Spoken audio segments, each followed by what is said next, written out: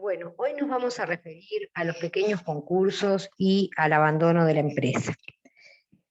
A modo de introducción, podemos señalar que ambos institutos, tanto como el de los pequeños concursos como el del abandono de la empresa, constituyen una innovación en el derecho concursal uruguayo. ¿Por qué decimos que constituyen una innovación? Porque con anterioridad a la sanción de esta ley no se distinguían entre grandes y pequeños concursos, ni desde el punto de vista del proceso, ni desde el punto de vista de su estructura, tampoco teniendo en cuenta o en atención a los deudores y acreedores. O sea, se aplicaba el mismo régimen para todos y no se calificaba a un concurso como pequeño. A diferencia de la ley argentina, que desde hace varios años regula la disciplina de los pequeños concursos, en los cuales básicamente lo que hace es aligerar los procedimientos, que es algo bastante similar a lo que tomó nuestra ley. El tema de los pequeños concursos está regulado en el artículo 236, que establece el criterio que se toma a los efectos de determinar si estamos en presencia o no de un pequeño concurso. Y al respecto, el artículo 236 establece que se considera pequeño concurso aquellos correspondientes a los deudores que a la fecha, a la fecha de la declaración judicial de concurso tengan un pasivo que no supere las 3 millones de unidades indexadas. Tengan en cuenta que la unidad indexada es una medida de valor, fue creada por la ley 17.761 en el año 2004, y lo que refleja básicamente es la variación en la evolución de los precios al consumo. Acá tenemos que tomar esos 3 millones de UI a la fecha de la declaración del concurso. Por lo tanto, vamos a tomar el valor de la UI correspondiente al mes y al día en que sale la sentencia de la declaración judicial del concurso. Por otro lado, varios autores, entre los que podemos citar al doctor Kramer, al doctor Camilo Martínez Blanco, señalan que la ley podía haberse arriesgado más, digo, en cuanto a la regulación de lo que son los pequeños concursos, e incluso podría haber tomado otros parámetros, no únicamente el aspecto pecuniario como criterio de distinción, como por ejemplo el formato empresarial del deudor, al número de trabajadores, al tema de la actividad o cómo califica la empresa, teniendo en cuenta la distinción entre pequeñas, medianas empresas, pero no, únicamente tomó un criterio numérico, que es el pasivo fiscal, al momento de que se declara la declaración judicial del concurso. O sea que el criterio que tomó es estrictamente numérico. Eh, eh, Tenemos que tener en cuenta que el esquema que se previó para los pequeños concursos mantiene en esencia las etapas del proceso previsto para el resto de los concursos, y lo que hizo, como vamos a ver ahora en el artículo 237, que establece el régimen aplicable, lo que hace es reducir las formas y los tiempos procesales. Todos los autores casi unánimemente entienden que el legislador uruguayo debió ser un poco más audaz en la materia y modificar más cosas, no solo limitarse a reducir los tiempos procesales del mismo. Entonces, para redondear este artículo 236, y lo importante que ustedes tengan en cuenta es que se considera pequeño concurso al de aquellos deudores. Como dijimos, le es aplicable el régimen general en materia concursal, y como lo vamos a ver ahora en el artículo 237, por lo tanto, los que pueden solicitarlo son las mismas personas señaladas como presupuesto subjetivo en el artículo 2 de la ley, cuyo pasivo sea inferior a 3 millones de unidades indexadas, monto que se va a tener que convertir a la fecha de la declaración del concurso. O sea que este es el único parámetro que se maneja para calificar a un concurso como pequeño. Bueno, ¿qué nos dice el artículo 237, que es el que regula o el que establece el régimen aplicable? Un poco lo que ya decíamos en cuanto a que mantiene, básicamente dice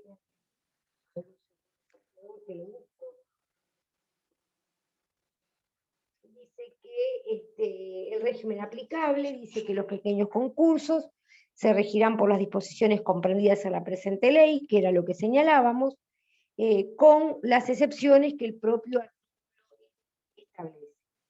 Tengan en cuenta que respecto a los síndicos y a los interventores, si ustedes recuerdan, el artículo 26, cuando se refiere a los mismos, dice que el síndico o el interventor será designado por el juez en la sentencia que declare el concurso. Tienen que estar inscritos en el registro correspondiente, y van a ser aquellos profesionales universitarios o sociedades profesionales o instituciones gremiales representativas con actuación en materia concursal, con personería jurídica, que tienen que estar inscritos. Cuando me referí a registros respectivos, el registro de síndicos e interventores concursales que va a llevar, o que lleva, mejor dicho, la Suprema Corte de Justicia. Pero en el inciso segundo establece que en materia de pequeños concursos, ¿verdad? Establece que no es necesario que estén inscritos, o sea, que estén registrados ante la Suprema Corte de Justicia, al igual que los concursos realizados en el interior del país, y la designación puede recaer en profesionales universitarios, que sean abogados, contadores, de empresas con un mínimo, si exige, de 5 años de ejercicio profesional, o egresados de los cursos de especialización para síndicos o interventores. Pero para estos pequeños concursos no se exige que estén en el registro que lleva a tales efectos la Suprema Corte de Justicia. ¿Cuáles son las excepciones que establece el régimen general este artículo 237? Bueno, en primer lugar, en el inciso primero nos habla que la Junta de Acreedores será convocada con un plazo máximo de 90 días, dentro del cual el síndico o el interventor deberá realizar la verificación de los créditos. Tengan en cuenta que pueden darse, al igual que en el proceso en general, ¿verdad? Podemos tener la figura del síndico o del interventor, dependiendo de cómo haya sido calificado el concurso. ¿Cuál es la diferencia con respecto al régimen general? Bueno, justamente es la baja en el plazo para celebrar la Junta de Acreedores, porque si ustedes recuerdan, en el artículo 19, numeral cuarto, establece un plazo de 180 días, mientras que acá el plazo que se fija son de 90 días. En segundo lugar, establece que los acreedores serán convocados en forma exclusiva a través de la publicación de la sentencia que declare el concurso. Acá tenemos otra diferencia con el régimen general, que es el establecido en el artículo 93, ¿verdad? Porque deja sin efecto la notificación conocida por carta u otro medio fehaciente comunicando la declaración del concurso. Acá basta o alcanza o se considera que van a ser convocados únicamente a través de la publicación de la sentencia. En el numeral tercero nos dice que los acreedores deberán presentarse a verificar sus créditos en un plazo de 15 días a partir de la última publicación de la sentencia. Recuerden que en el régimen general tenían 60 días para presentarse a verificar los créditos, pero no se contaban desde la última publicación, conforme al artículo 94, se contaban desde la fecha de la declaración judicial del concurso. Acá cambia, o sea, no solamente acorta el plazo que tienen los acreedores para presentarse a verificar sus créditos a 15 días, sino que además el plazo se cuenta a partir de la última publicación de la sentencia, a diferencia del régimen general, que eran 60 días y se contabilizaban a partir de la fecha de la declaración judicial del concurso. Por otra parte, el síndico o el interventor deberán, inciso cuarto, ¿verdad? Deberá presentar el inventario de la masa activa y la lista de los acreedores dentro de los 10 días siguientes. También acá tenemos una reducción de plazos, o sea, el síndico o el interventor, que como vimos no tienen que estar registrados en la Suprema Corte de Justicia, tiene un plazo de, como dice este inciso cuarto, de 10 días, ¿verdad?, para presentar el inventario de la masa activa y de la lista de acreedores. A diferencia del régimen general, que por el artículo 101 tenían 30 días para presentar la lista de acreedores y el inventario, acá se reduce notoriamente. No se entiende bien, o sea, por qué esta reducción del plazo, porque el hecho de que sea un pequeño concurso no significa que los créditos sean menos complejos o de menor cuantía, por lo que no se entiende mucho, o la doctrina que trata sobre el tema no ve como muy conveniente, en este caso puntual, la reducción del plazo a 10 días para presentar ese inventario, tanto de la masa activa como de la lista de acreedores. Por otra parte, el inciso quinto nos dice que el plazo para la impugnación del inventario y la lista de acreedores es de 5 días. También acá tenemos otra reducción de plazos en el régimen general, de acuerdo al artículo 104, para la impugnación tanto del inventario como de la lista de acreedores eran 15 días. Acá se bajó a 5 días. O sea, evidentemente se considera que por el hecho de ser un pequeño concurso va a ser todo más sencillo y por lo tanto se tienen que aligerar los plazos. Y por último, en el inciso sexto dice que el deudor podrá presentar una propuesta de convenio hasta 5 días antes en que se fijó la, la fecha fijada, perdón, para la Junta de Acreedores. En el régimen general, el plazo para presentar el convenio era hasta 60 días antes de la fecha de la celebración de la Junta, conforme al artículo 138, pero los pequeños concursos se puede presentar hasta 5 días antes de la Junta de Acreedores. Y no debemos olvidar que conforme al artículo 163 también se pueden recabar las adhesiones en forma extrajudicial. Si nosotros vamos al artículo 163, recuerden que él mismo establecía dicha posibilidad, que dice que antes de la celebración de la Junta de Acreedores, el deudor podrá presentar adhesiones a una propuesta de convenio suscrita por acreedores que representen la mayoría del pasivo girocafario del deudor con derecho a voto.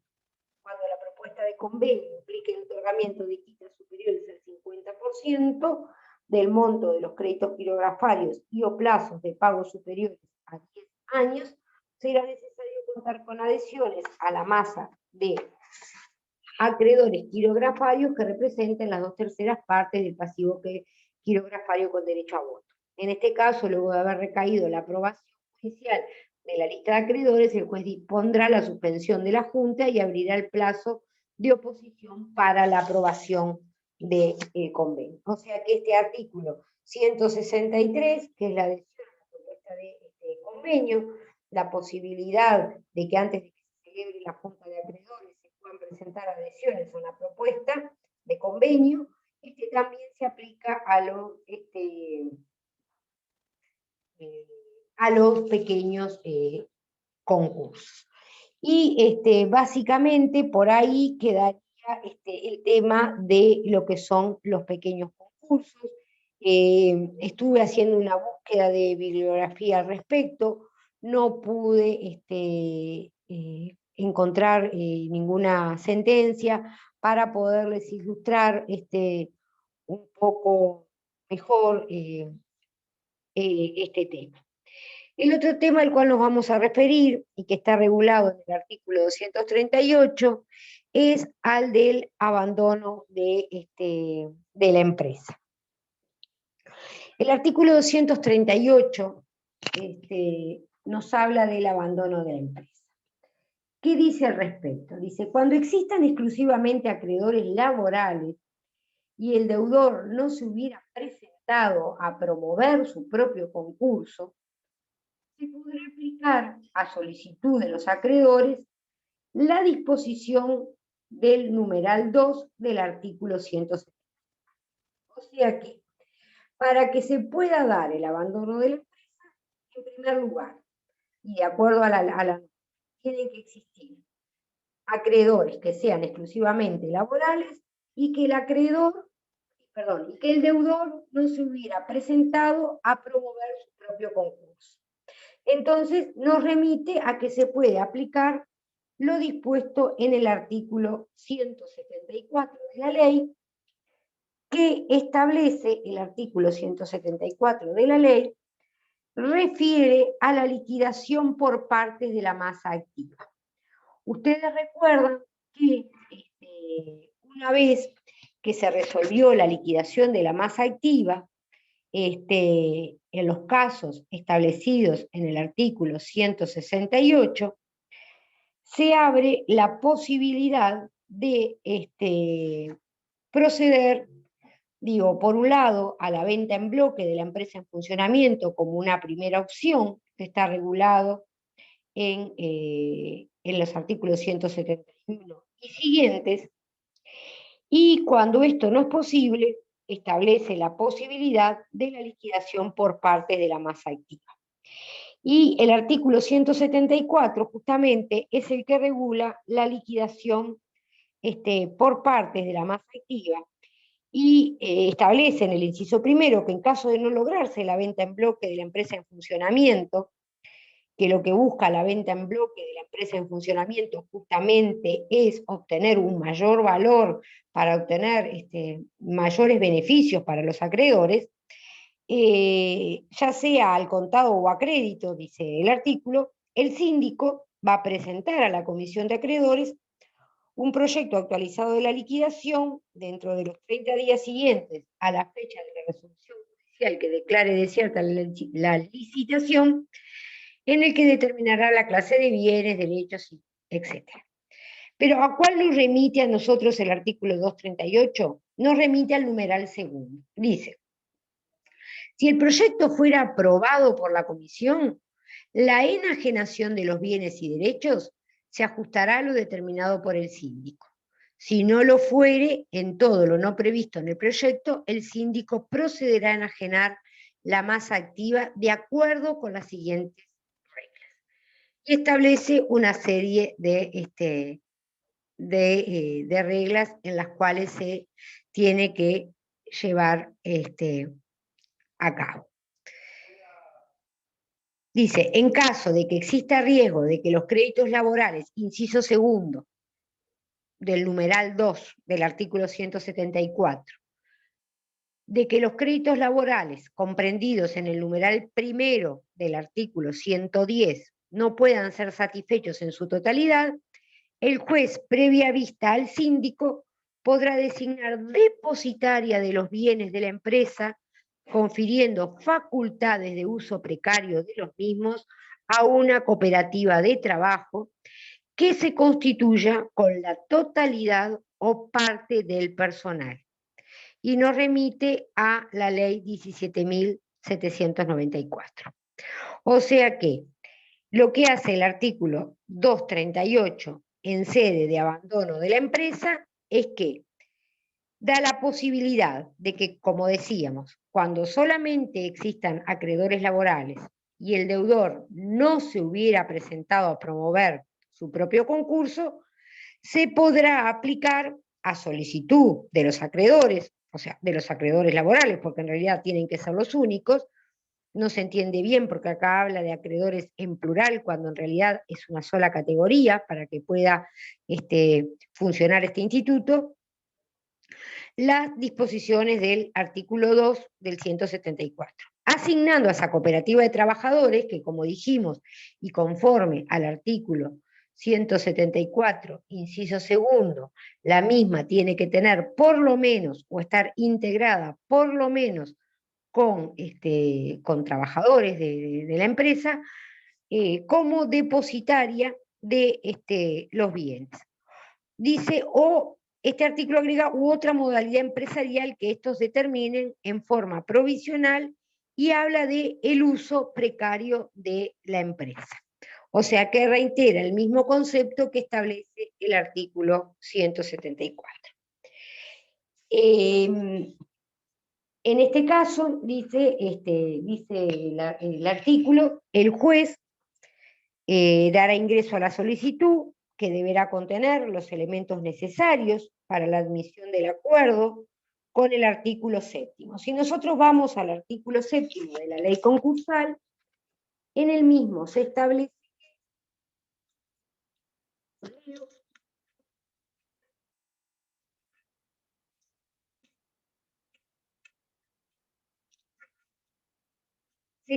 que en los casos de solicitud de concursos por parte del deudor, además de cumplir con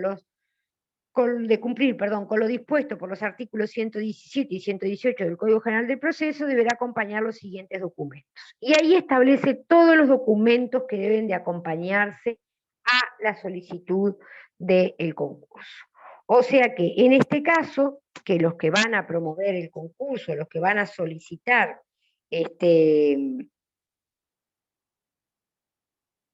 son los acreedores laborales, van a tener que presentar toda la documentación necesaria para la admisión del mismo, y nos remite el artículo 7. En este aspecto se entiende,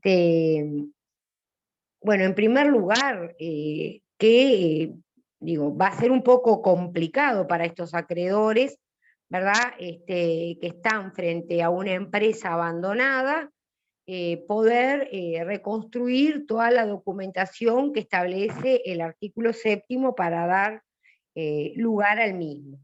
Por eso y por otros comentarios que vamos a ver ahora, se entiende que esta figura jurídica no va a tener demasiada aplicación. Dice que se harán las publicaciones con el llamado a acreedores. Acá también la doctrina dice, bueno, pero llamado a acreedores, en realidad solamente puede proceder en el caso de que sean acreedores laborales, y se notificará personalmente al deudor. En caso de no presentarse otros acreedores que los laborales, o sea que si son solamente acreedores laborales se pueden presentar otros, o no existe oposición del deudor, la cesión precaria se transformará en definitiva. Acá también tenemos que tener en cuenta que hay una contradicción, porque más adelante, cuando leímos el inciso primero de este artículo, nos hablaba del uso precario de la empresa, y acá nos habla de la cesión precaria, que son situaciones distintas, porque el uso precario sería como una especie de comodato, y acá nos habla de la cesión precaria, o sea que se le cedieron los derechos, y esa cesión precaria se transformará en definitiva. Bueno, tanto esa cesión precaria como definitiva podrán otorgarse en caso de existir otro u otros acreedores que consientan expresamente esta adjudicación. O sea, tratando de armonizar la norma, podemos decir que en realidad no es que sean los únicos acreedores laborales, sino que sean los únicos acreedores laborales los que se conozcan, porque acá está dando la posibilidad de que en caso de que existan otros acreedores, si estos consienten expresamente esta adjudicación, la misma se puede llevar a cabo. La cesión definitiva podrá darse siempre que la cooperativa o la sociedad comercial esté integrada en la forma establecida en el literal B del artículo 172, que es el que hicimos referencia hace un ratito, o sea, en cuanto a quienes pueden integrarla. Y básicamente es lo que nos dice.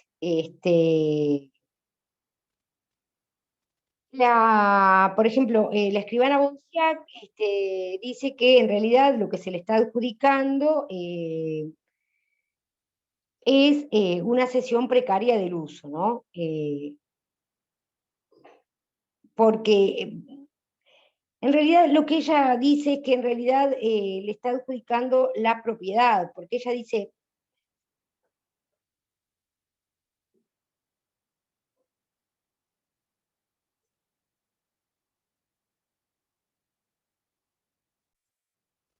eh, decía, en realidad para la escribana Bonciac lo que se está haciendo es adjudicando la propiedad, porque ¿qué significa cesión precaria del uso? Eh, la cesión precaria del uso, ella dice en definitiva, no puede ser otra cosa que la adjudicación de la propiedad, ¿verdad? En pago a la cooperativa o a la modalidad que se haya adoptado. O sea que, ¿qué podemos decir entonces de este instituto de abandono de la empresa? Primero que, bueno, vemos poco viable la aplicación del mismo, tampoco encontré nada de prudencia al respecto. Eh, También tener en cuenta que lo que da lugar al mismo es la existencia exclusiva de acreedores laborales, y no se ha presentado un concurso o no ha solicitado el concurso el propio deudor. Entonces ellos pueden pedir que se aplique lo dispuesto, como dijimos, en el artículo 174, inciso segundo, y se le da el uso precario de la empresa a una cooperativa de trabajadores o a otra modalidad que adopten los trabajadores en forma provisional, concediéndoles o dándoles el uso precario de la misma. No se establece cuál va a ser ese tiempo, ¿verdad? Por el cual van a tener el uso precario de la misma. Se supone que va a ser el juez quien lo determine, la norma no lo aclara. Tener en cuenta también que cuando la ley habla de otra modalidad empresarial, puede ser una sociedad comercial que esté integrada por trabajadores o por terceros, que si es una sociedad comercial formada por trabajadores y terceros, digo que van a aportar básicamente capital. Se les presenta a los trabajadores toda la dificultad de no solamente de hacerse cargo de la empresa, sino que para poder hacer eso deben de cumplir con todos los requisitos que establece el artículo 7º, que por cierto no son nada, nada fácil. Recuerden que deben de reconstruir toda la documentación, los estados contables, los acreedores en este caso serían los acreedores laborales, pero toda la documentación de la sociedad, los testimonios de los estatutos, o sea, o contratos sociales, dependiendo del tipo social de que se trata. Digo, en fin, digo, es una ardua tarea que tienen por delante que puede llegar a ser difícil de cumplir. Y bueno, digo, si bien el presupuesto es que existan acreedores solamente laborales, digo, por otro lado, nos habla que si hay otros acreedores que no se oponen, parecería que si se presentara algún otro, pero igualmente, que no tenga el carácter de laboral, ¿no? Esa cesión precaria se transforma en definitiva. También se dice que es de difícil aplicación porque es difícil que una empresa solamente tenga acreedores laborales, ¿no? Por el giro mismo de la actividad va generando otro tipo de deudas, digo, que no son únicamente las laborales. La sesión definitiva, entonces, se va a dar si no hay oposición y se entiende que esta norma resulta insuficiente porque ustedes recuerdan que en la parte general se establecía en el artículo 138 todo un estudio de factibilidad de la empresa, pero no dice nada, o sí dice, pero se van a aplicar en forma parcial las normas sobre convenios de cesión de activos y sobre efectos de la aprobación judicial del concurso.